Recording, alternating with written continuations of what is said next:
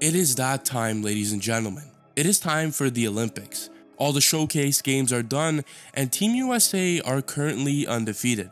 Although they had some troubles with South Sudan, all these troubles are going to build the team for that time. That time where you have to go out there and win the gold medal. And well, in today's video, we're going to be talking about what Team USA does to get these wins. And we'll be starting off by looking at how Stephen Curry uses pick and rolls to annihilate defenders. And we're also going to be looking at LeBron James and how he's able to use his footwork and strength to still dominate at such an old age. In addition, we'll be looking at the downsides of this team as well and answering the question, why is Joel Embiid struggling when he has to play for Team USA? We're going to be answering all those questions alongside Hoop Mastery, who is a fellow YouTuber that's going to give you guys a better analysis on why Joel Embiid's struggling. So first, let's start off with Stephen Curry. He is one of the better players on Team USA right now, and the main reason is because of how Steve Kerr is using him in the offense. And this is by sending Stephen Curry a lot of pick and rolls and off-ball screens. And this play I'm about to show you is called Pick the Picker, and it's going to give Stephen Curry a wide open shot. On this play, Steph Curry is playing off ball and is running to the corner to set LeBron James a screen, but this screen was not intended for LeBron James, because right after the screen, LeBron James sets another screen for Stephen Curry, so he has room to run to the left wing and get another off-ball screen by Joel Embiid for a wide open three-pointer. And also, here's a fun fact. Did you know that the Olympic standard three-point line is much shorter than the actual NBA three-point line?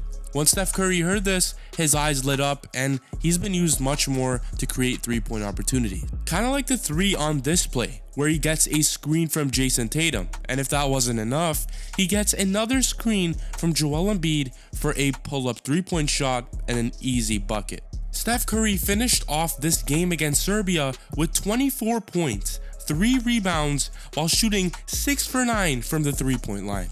The guy is 36 years old and is still making it look easy. But the next guy we're going to be talking about is 39 years old and is still sprinting down the court to grab balls and play amazing defense. Take a look at this play I'm about to show you, because this may be the best play in the Olympics so far. Over here, LeBron James gets a nice pass from Joel Embiid and just makes a layup look very, very easy. But it's what LeBron James does after this play that makes him so special. Instead of jogging back on defense after this layup, he full-on sprints, causing him to get back in time to steal the ball and give Team USA another possession. And on this same play, he gives it to Stephen Curry, sprints down to beat the defender, and then just bullies 2 defenders in the paint like it's nothing. LeBron James is 39 years old and he is carrying a country, and especially against Germany, he had 20 points, 6 rebounds, and 4 assists, and gave Team USA a very important victory to make them finish 5-0 in the showcase games. LeBron's straight up physicality and footwork is what causes him to make everything look easy. This play over here, when he gets a screen by Stephen Curry, is a prime example because he spins off of it and takes on the challenge of putting pressure on the German defense, and he did this by bulldozing through everyone, pump faking, then getting a wide open layup. Both Steph and LeBron have been playing good. Drew Holiday's a perfect piece. Anthony Edwards is playing amazing. This team is doing great. But one person that's struggling and playing not so great is Joel Embiid. Now, people will say that Joel Embiid isn't a fit for this Team USA roster for all types of reasons. But honestly, it's not that he's a bad fit, it's simply that FIBA rules have got the best of him, along with him needing to ramp up conditioning and chemistry. Some might point to him being injured, but hey, he decided to play, so there's no excuse. When looking at a play we touched on earlier in the video, you'll see when Embiid comes off this screen, he's wide open. But why is that? Well, if you look at Daniel Tice here, he's camping in the paint, which is where he's been at for a lot of the possession. In FIBA rules, there's no defensive 3 seconds like the NBA has, so with him being able to sit and wait for Embiid and be more physical with that contact, this would make it hard for Embiid to just attack right at him for the bucket. Now, Embiid could opt into one of his mid-range jumpers like we see all the time, but instead he dumps it off to Drew Holiday, gets in position to grab that offensive rebound, and proceeds to get fouled when going back up. Now, we could highlight all the clips everyone has seen, but there's many other plays that I can show you where Embiid is falling short. Here on this high ball screen, not only does Team USA need to communicate on the back line to let Embiid know what's going on, but Embiid needs to be aware of his surroundings as well, as there's literally no one in sight to guard the perimeter. So instead of staying under and getting caught on the screen, Embiid should have made an effort to get out or get a hand up at least to make this turn into a difficult shot or a pass, but instead it's a straight money ball.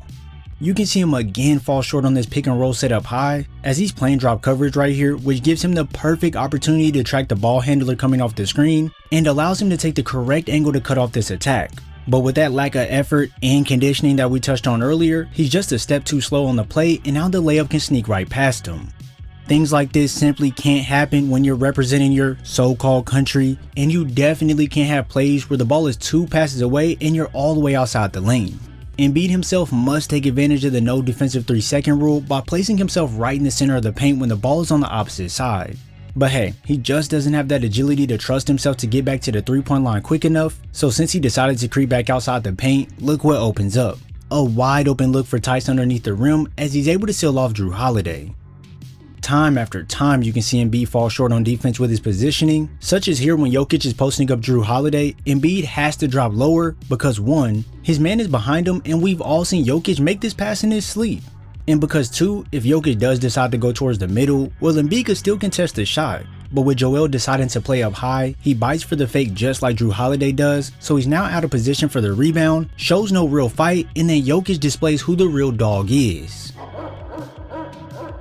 But it's not just on defense where he's made bad mistakes, as on the offensive side, Embiid will have a whole side cleared out for him, and instead of attacking towards the baseline where he has the perfect angle and a size advantage as far as strength going one-on-one, he decides to go towards the middle of the floor where the double can now be initiated and swarm him. And although he does find LeBron on a pass where it almost became a turnover, they're quite lucky this play ends in an offensive interference. It truly comes down to quick decision making when you're on the floor with the best of the best, as on this roll here, why doesn't Embiid think to attack right towards the basket? For 1, he only has Mo Wagner to beat to score the ball. For 2, if Tice was to sink down low to help, then he would have the kick out to LeBron. And for 3, with him attacking, he would have the swing to Jrue Holiday as well. But instead of any of that, he makes this immediate pass to Jrue Holiday, which isn't the worst decision, but if the defense was slightly more aware on this play, they could have made this a tough bucket for Jrue to convert.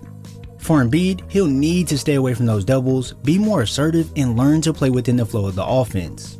He will end up getting those times where he can get the perfect look at the basket like he's used to, and hey, we all know this is straight cash. As we've all witnessed in these games, other teams are not taking the USA lightly and are bringing it to them each and every single night.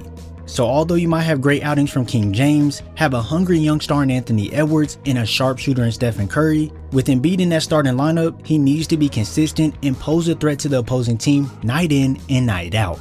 If you enjoyed this video, be sure to drop a like, subscribe, and turn on post notifications so you're first to know when we upload. We thank you all for your support, and we'll see you in the next video.